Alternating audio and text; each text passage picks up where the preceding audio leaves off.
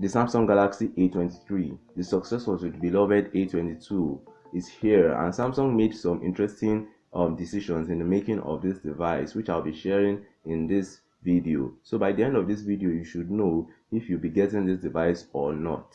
Spoiler alert, you shouldn't get this device, especially if you have the Samsung Galaxy A22. First things first is the price. This device comes at a price of 119,000 naira for the 4GB 64GB model. Pricing out of the way, we get accessories like a charger.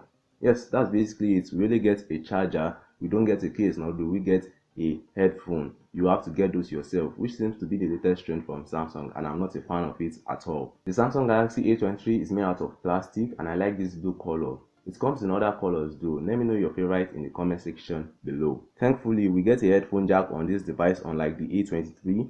At the side, we get a fingerprint scanner that doubles as a power button, and on the other side, the SIM card and micro SD card tray. One of the interesting decisions Samsung made is in terms of the display. This device comes with a 6.6-inch TFT display, which is a downgrade to the Super AMOLED display found on the Samsung Galaxy A22, so you know you'll be missing out on features like always-on display, deep blacks, and vibrant colors. We still get 90Hz refresh rate and 1080p resolution. On top of the display is the 8-megapixel selfie camera, which is a downgrade to the A22 in the Infinity U cutout, as Samsung likes to call it.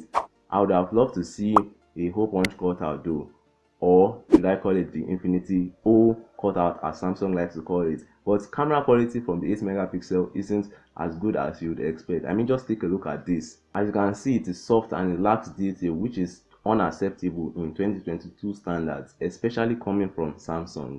We get the Snapdragon 680 processor on this device at the Adreno 610 graphics processor, which should be better on paper since it's a 6nm processor compared to the 12nm MediaTek Helio G80 processor on the Galaxy A22. It comes with up to 8GB of RAM and 128GB of storage. Android 12 running the latest One UI version 4.1, and Samsung is promising 3 years of software updates on this device. So you'll be getting Android 13, 14 and 15 with 5 years of security updates, which is nice. We get a 50-megapixel main camera, a 5-megapixel ultra-wide camera, a 2-megapixel macro camera, and a 2-megapixel depth camera. Photos is what you would expect from a budget Samsung device. It's simply okay. And video maxes out at 4K 30 frames per second for the rear camera setup and 1080p 30 frames per second for the selfie camera. Powering the A23 is a 5000 mAh battery capable of 25 watts charging, which will last you a whole day even if you're a power user. So at the end of the day, the improvement is only in terms of